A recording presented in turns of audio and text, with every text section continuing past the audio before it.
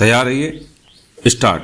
दिनांक 24/12/2015 को अपीलार्थी का पति गोपाल शरण साय 6:30 बजे अपनी पत्नी से यह कहते हुए बाहर गया कि वह रात 9-10 बजे तक आ जाएगा, किंतु वह 12 बजे रात तक भी नहीं आया। स्टॉप।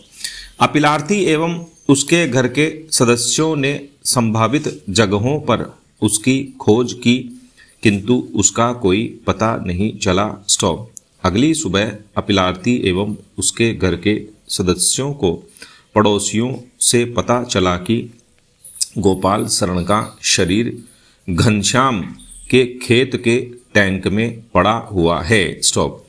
एक गणेश ने अपीलार्थी को उसके पति से मिलने नहीं दिया। स्टॉप। यद्यपि पुलिस ने दंड प्रक्रिया संहिता की धारा 174 के अंतर्गत अन्वेषण के लिए मर्ग संख्या 94/2015 दर्ज की, किंतु एसएसपी खरगोन को सूचना देने के बाद भी 31/12/2015 तक किसी भी व्यक्ति के विरुद्ध कोई FIR दर्ज नहीं की गई। स्टॉप।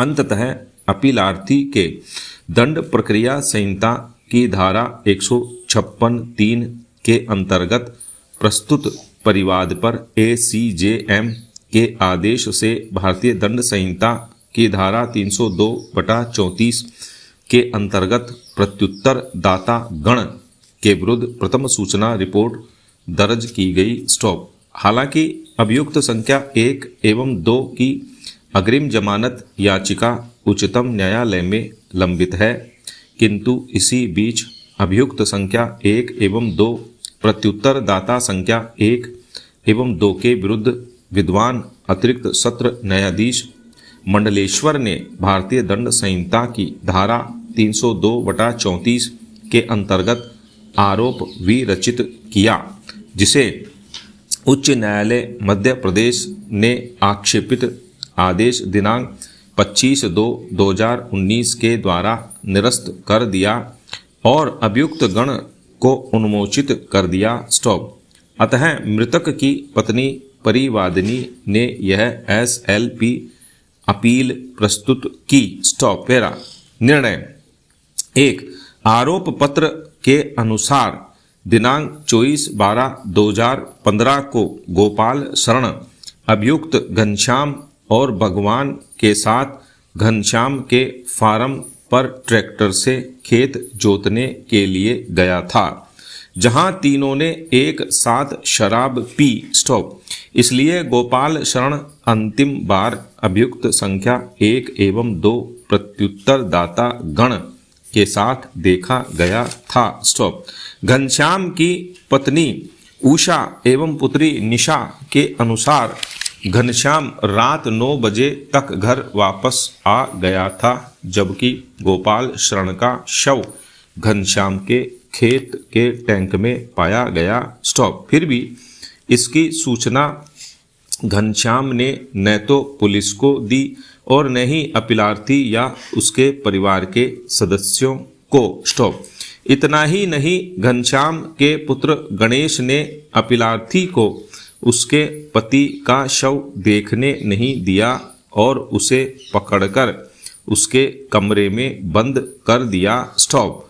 अतः मामले के तथ्य एवं परिस्थितियां अभियुक्त प्रत्युत्तर दाता संख्या 1 एवं 2 के विरुद्ध प्रथम दृष्टया मामला गठित करते हैं। स्टॉप।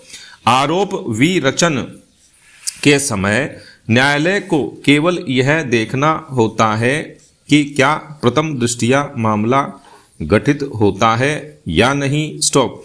क्या मामला सभी संदेहों से परे है, यह इस अवसर पर देखा जाना आवश्यक नहीं होता है। स्टॉप। न्यायालय को केवल यही देखना पर्याप्त होता है कि क्या अभियुक्त के विरुद्ध कार्यवाही किए जाने के लिए पर्याप्त आधार है। स्टॉपेरा। 2। दंड प्रक्रिया संहिता 1973 का अध्याय 18 धारा 225 237 सत्र न्यायालय के समक्ष विचारणा से संबंधित है।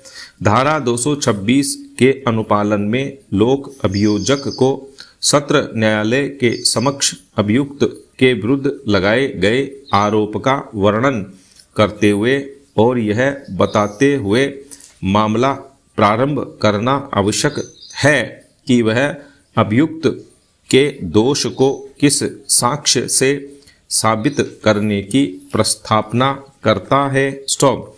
तत्पश्चात न्यायालय द्वारा 227 के अंतर्गत या तो अभियुक्त को उन्मोचित कर देगा या धारा 228 के अंतर्गत अभियुक्त के विरुद्ध आरोप विरचित करके अभियोजन कार्यवाही को आगे बढ़ाएगा। स्टॉप।